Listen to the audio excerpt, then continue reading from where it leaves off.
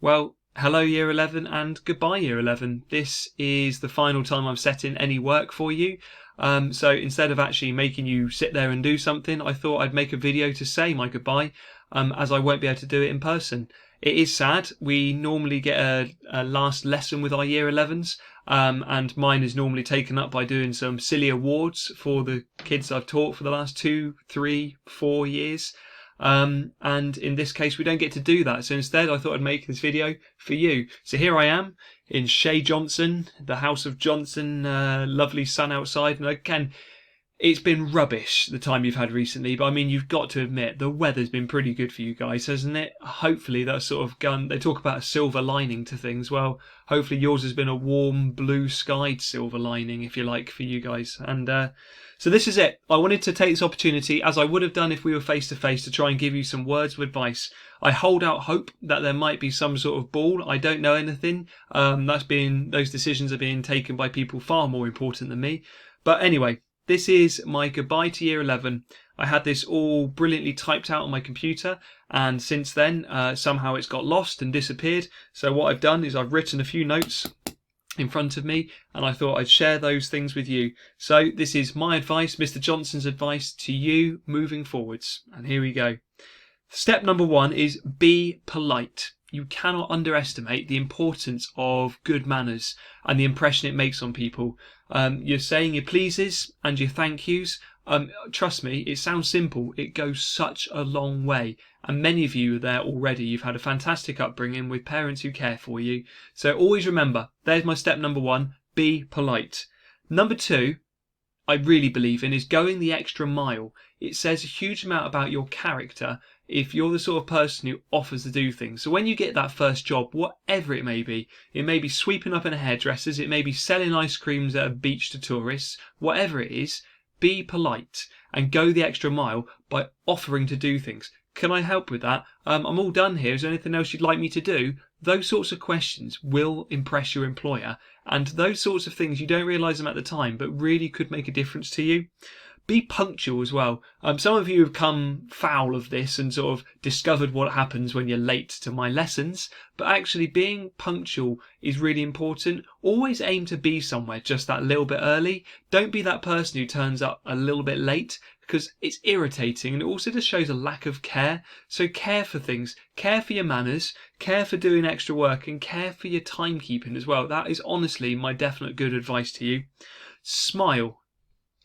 You may have noticed in the last few years that I think I am a relatively smiley person, and I don't fake that and put that on, but that sort of comes about by actually really trying to enjoy everything you do. It sounds a little bit deep, but you only get one shot at life, and you might as well make the most of it and try and enjoy it. Life has ups and downs, there's no doubt about that, and we all go through that, and I know some of you have been through that, like throughout your lives already. But nevertheless, smile. When you smile, other people around you smile and feel happier. And you can, sounds really cheesy, but it's true, share that happiness with other people. And I mean that. And as I said already, offering to help and offering to put yourself out there. Volunteer. Too many people have the attitude of just, well, why should I? What do I get out of it? And that just isn't the attitude. I have been volunteering since I was definitely 15, possibly a little bit earlier, and I've been involved in all sorts of those things. And those things have opened up other doors for me and other opportunities through volunteering. So actually, don't be selfish. Put yourself out there. People will always need people to put themselves forward and offer something for free. Be that person, is my advice to you. Setbacks is the other thing I wanted to talk to you about, because life will throw setbacks your way. It's an inevitable thing in life that there are ups and there are downs. And the downs, when you face those downs, a true test of your character will be how you overcome those, how you move through those, and how you go beyond those setbacks that you will face. Enjoy the ups, but your character and a judge of who you are is going to be how you deal with those setbacks that you inevitably face. I know that some of you have got that real character to be able to do that.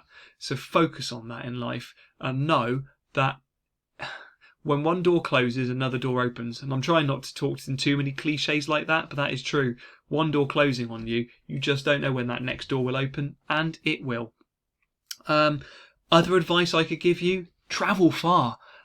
Go to places. I have been such a lucky person to have travelled to many places. My honeymoon, we did a loop around the world. Literally took a month out travelling and had some amazing experiences and saw some amazing things. But also through scouting, I went to Tunisia and did a 10-day expedition, walking 100 miles in Tunisia with just the stuff on our backs. That was incredible and really opened my eyes to life, as did the trip to Sierra Leone that you might remember happening when you were a few years further down the school. And just incredible.